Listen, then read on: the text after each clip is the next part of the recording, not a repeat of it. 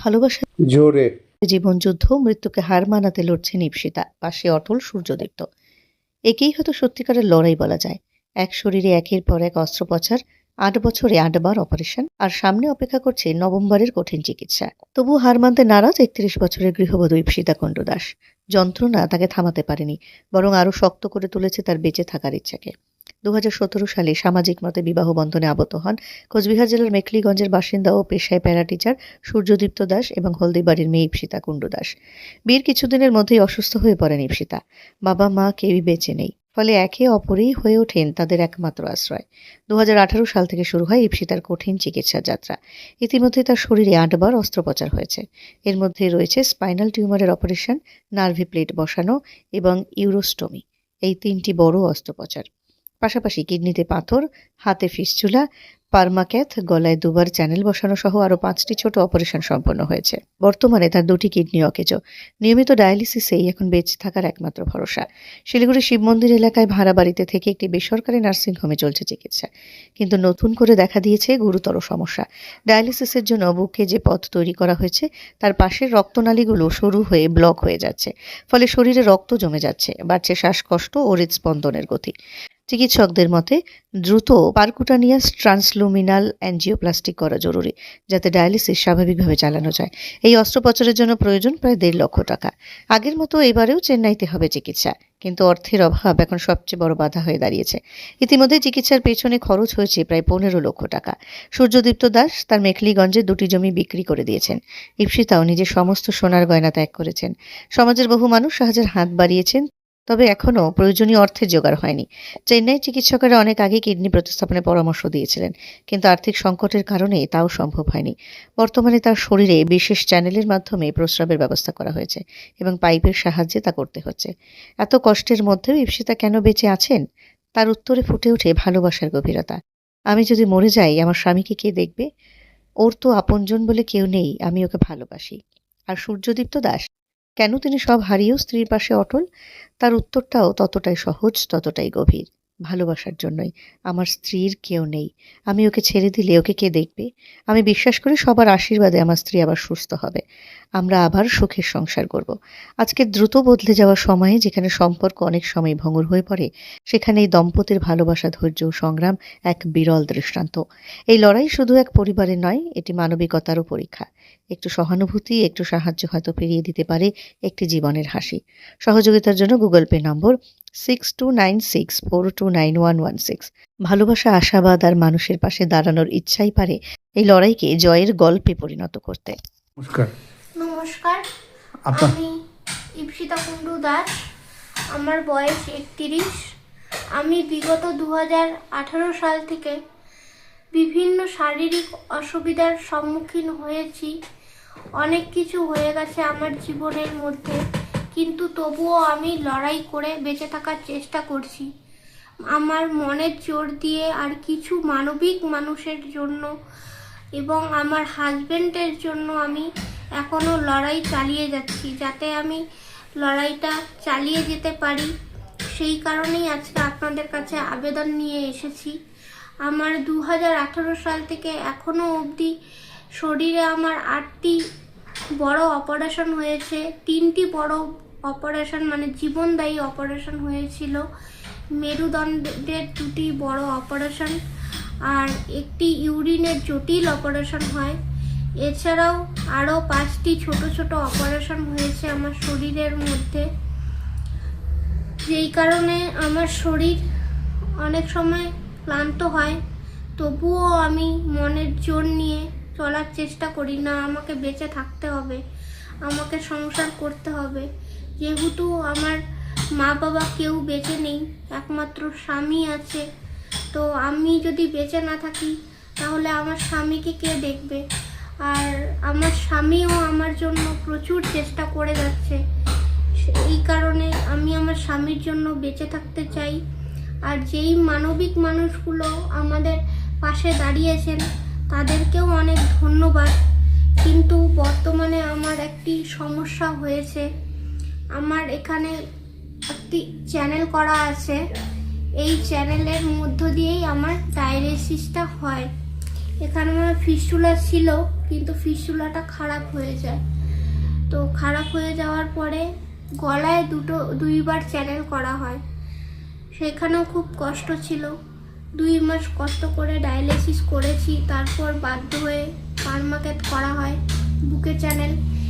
কিন্তু এখানেও 1 মাস যাবৎ প্রচণ্ড অসুবিধা হচ্ছে, আমি ঠিক করে ডায়ালিসিস নিতে পারছি না, আমার শ্বাসকষ্ট হচ্ছে, রক্ত জমে যাচ্ছে শরীরে।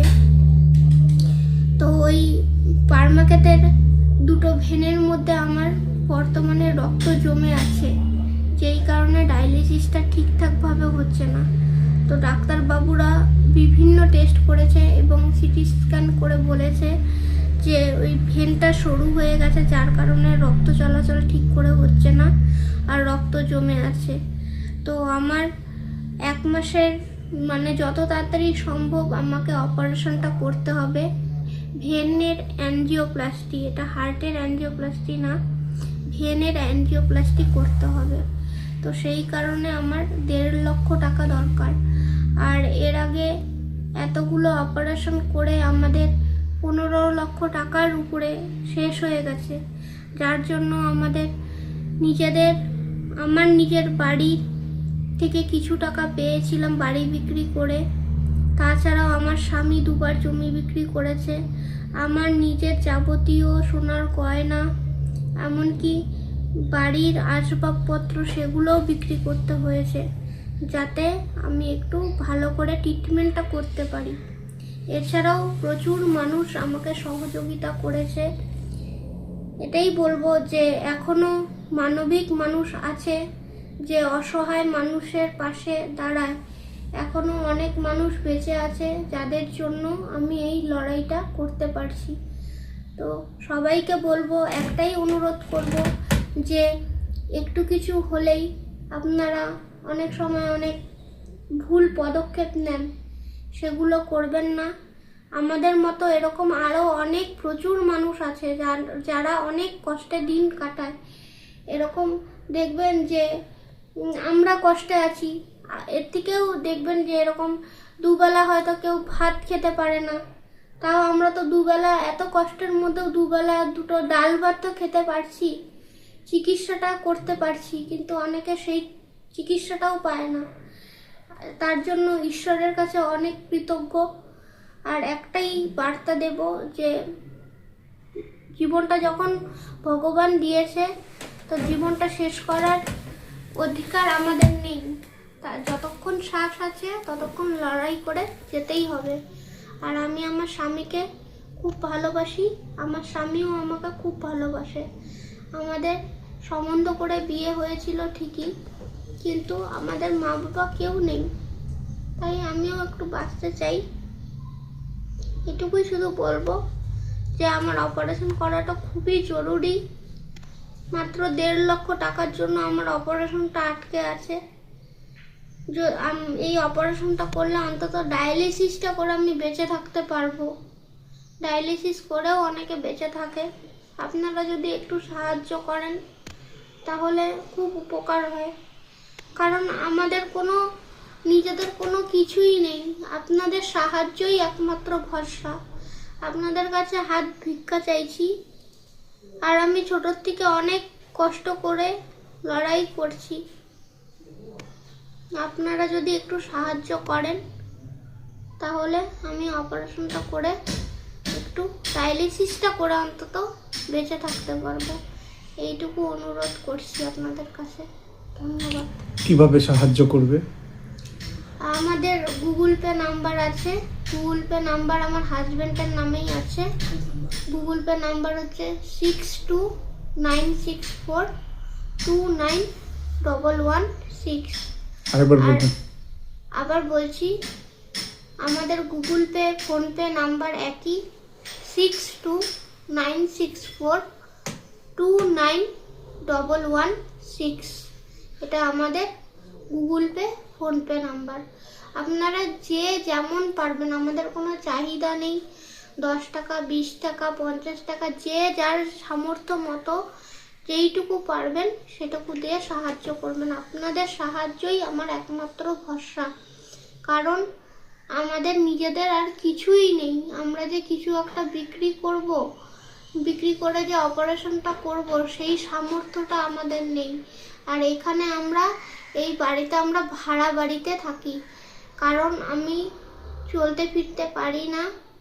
আমার বর্তমানে খুব শ্বাসকষ্ট হয়। ডায়ালিসিস নেওয়ার পরে আমার শরীর প্রচণ্ড কাহিল হয়ে যায়। সেই কারণে আমাদের বাড়ি মেকলিগঞ্জে, এখান থেকে 120 কিলোমিটার দূরে। তো আমার পক্ষে যাতায়াত করা সম্ভব নয় বলে এখানে আমরা ভাড়া বাড়িতে থাকি। আপনার কিডনি? আমার কিডনি খারাপ হয়েছে 2019 সালে। হ্যাঁ, আমার ইউরিন জমে গেছিল কিডনির মধ্যে, 2 কিডনির মধ্যে ইউরিন জমে যায়। 2019 সালে আমরা অনেক কষ্ট করে চেক আপ করতে যাই। তো ওখানে বিভিন্ন টেস্ট করার পরে ধরা পড়ে আমার ক্রিয়েটিনিন 10। তো তখনই ডাক্তার বলেছিল কিডনি ট্রান্সপ্লান্টের কথা, কিন্তু আমাদের তো আর্থিক সমস্যা রয়েইছে। তো 2 বছর মেডিসিনের উপরে ছিলাম। তারপর আপনার নাম পরিচয়? আমি সূর্যদীপ্ত দাস। হ্যাঁ, সূর্যদীপ্ত দাস। হুম। বাড়ি আমার মেকলিগঞ্জ, পশ্চিম পাড়াতে। তা বিগত আমার স্ত্রী 2018 সাল থেকে অসুস্থ। তো স্পাইনাল কর্ডে একটা প্রবলেম ছিল, সেটার তো মানে সুরাহা হয়, কিন্তু পরবর্তীতেও মানে ঠিক টাইমে চেক আপে না যেতে পারায় তারপরে হাইড্রোনেফ্রোসিস হয়ে ওর 2টা কিডনি ফেল হয় আর কি। তখন থেকে তো ডায়ালিসিসই আছে। তারপর থেকে তো ওকে ডাক্তার আগে ট্রান্সপ্লান্ট করতে বললে আমরা অর্থের অভাবে করতে পারিনি, কারণ অনেকবারও ভর্তি থেকেছে। এবং হচ্ছে ও তার আগে একটা জীবনদায়ী সার্জারি ওর হয়েছিল, ইলিয়াল কন্ট্রি ডাইভার্সন বা স্টোমা, পেটের পাশ দিয়ে কৃত্রিমভাবে ইউরিন উৎপাদন। সেটা দিয়ে মানে ডাক্তার ওকে সাময়িক সুরাহা করলেও কিন্তু ওর একটা মানে ট্রান্সপ্লান্ট করলে একদম সুস্থ হতো। যেহেতু আমাদের আর্থিক অবস্থা খুবই খারাপ ছিল, সেই জন্য আমরা ট্রান্সপ্লান্টটা করতে পারিনি। বিভিন্ন মানুষজন, বিভিন্ন সমাজের বিভিন্ন বন্ধু বান্ধব মানুষজন এবং নানান রকমের মানুষের ভালোবাসা এবং সাহায্য এখনো ট্রিটমেন্টটা চলছে। এবং আগেও আমরা 2021 সালে আমরা শিলিগুড়িতে আসি এখানে, এবং এসে একটা বাড়িতে ভাড়া থাকতাম অরবিন্দ পল্লীতে। তখন বাড়ির থেকে আমরা ডায়ালিসিস করতাম, আর হাতে ফিস্টুলা ছিল, চ্যানেল ছিল। কিন্তু পরবর্তীতে ফিস্টুলা চ্যানেলটা খারাপ হয়ে যাওয়ায় ওর পার্মাকাত করে এবং হাঁটতে চলতে ওর বরাবরই সমস্যা। সেই জন্য বাধ্য হয়ে শিলিগুড়িতে এক ভাড়া বাড়িতে থাকতে হয়, এবং আমাকে এখান থেকে স্কুল যেতে হয়, এবং সামান্য অনলাইনে আমি টিউশন পড়াই, কারণ ওকে দেখার যেহেতু কেউ নেই, ওকে আমাকে অনেকটাই সাপোর্ট দিতে লাগে। এবং পরিবারে আমাদের বলতে কেউই নেই একদম। তা মানে আমি আছি আর কিছু মানুষজন, আমার বাড়ির 2-1 মানুষ একটু সাহায্য করে, এভাবেই চলছে। তা ওকে আমি ভালোবাসি দেখেই বিয়ের পরের থেকে ওর মাও হঠাৎ করে মারা যায় 2020 সালে। এত অসুস্থ বউ আপনি ডিভোর্স দেননি কেন? না, কারণ ওকে আমি ভালোবাসি, আর ওকে বিয়ের পরের থেকে দেখছি ওর মানে ও সুস্থই ছিল, কিন্তু কঠিন এক বেঙ্গালুরুতে নিয়ে যাওয়ার পরে প্রথমে একটা হসপিটালে নিয়ে যাওয়া হয়, সেখানে ডাক্তার ধরতে পারেনি। কিন্তু তারপর এমআরআই করার পরে ধরা পড়ে ডাক্তার যে পিঠের পিছনে টিউমার আছে। তারপরে ওকে ডাক্তার তখনই বলেছিল যে পেশেন্টকে ইমিডিয়েট সার্জারি করতে হবে, কিন্তু সার্জারি করতে না পারলে হুইল চেয়ার চলে আসবে আর কি। তারপরেই তো সঙ্গে সঙ্গে বাড়িতে নিয়ে গিয়ে ও সবার সাহায্যে আমার নিজস্ব যা ছিল, আমার নিজস্ব যেটুকু সঞ্চয় ছিল সমস্ত দিয়ে ওকে সার্জারিটা করানো হয়। কিন্তু ওটা করানো গেলেও রক্ষা করা যায়নি, কারণ আমরা পরবর্তীতে আর্থিক কারণে আমরা চেক আপে যেতে পারিনি। আর তারপরেই হাইড্রোনেফ্রোসিস হয়ে ওর কিডনিটা খারাপ হয়। তো একটা মানুষ তারপরে তখনই ওর মা মারা যায় 2020 সালে। যেহেতু ওর কেউ নেই, অনেক লড়াই করছে, সেজন্য ওর পাশে আমিও আছি। একটা পজিটিভ একটা যাতে মানে মানুষটাকে যতটা পারবো লড়ে যাবো যতদিন ওর জন্য, হাতে ও নতুন জীবন ফিরে পায় এবং আমাদের সংসারটা আবার নতুন করে ফিরে আসে আর কি। একটা স্বাভাবিক জীবন আমরা ফিরতে পারি, সেটাই চেষ্টা, যে নতুন করে আমরা সংসারটা করতে পারি এবং স্বাভাবিক জীবন আমরা ফিরতে পারি। ওরও অনেক বাঁচার লড়াই, সেই দেখো আমি অনুপ্রাণিত হয়েছি বলতে গেলে সত্যিকারেরই। এবং বিভিন্ন মানুষজনের অনুপ্রেরণা এবং বন্ধু বান্ধবদের উৎসাহে ওর একটা বাঁচার একটা রসদ, ও তাদেরও সাহায্য, প্রচুর মানবিক বার্তা সাহায্যে ওকে লড়াই করার একটা সাহস আমরা একটা পাচ্ছি, একটা যাতে ওকে শেষ লড়াই অব্দি ওকে ট্রান্সপ্লান্ট করা পর্যন্ত যাতে ওকে বাঁচানো যায়, নতুন জীবন যাতে ফিরে পায় এবং সংসারটা যাতে আমরা নতুন করে করতে পারি, এটাই লক্ষ্য। তাতে এই জন্য আমি একে ছেড়ে যাইনি, যাতে আমাদের বিশ্বাস যে আমরা আবার নতুন করে সংসার করতে পারবো এবং নতুন জীবন আমাদের ফিরে আসবে, স্বাভাবিক জীবনে আমরা ফিরতে পারবো। এটাই আমার জীবনে আমার ভেতরের মনের কথা আর কি, যে আমার একটা দৃঢ় বিশ্বাস। এবং ছাত্রছাত্রীদেরকে বা মানুষজনকে এটাই বলবো যে অনেকে আপনারা মানে হেরে যান বা ছেড়ে যান, সেটা ছাড়বেন না। লড়বেন, যতটা পারবেন লড়বেন, ভগবানকে বিশ্বাস করবেন আর নিজের প্রতি মনের মধ্যে বিশ্বাস রাখবেন আর পজিটিভ থাকবেন, তাহলে নিশ্চয়ই কোনো না কোনো সময় একটা রাস্তা বের হবেই হবে একটা। এবং আমরা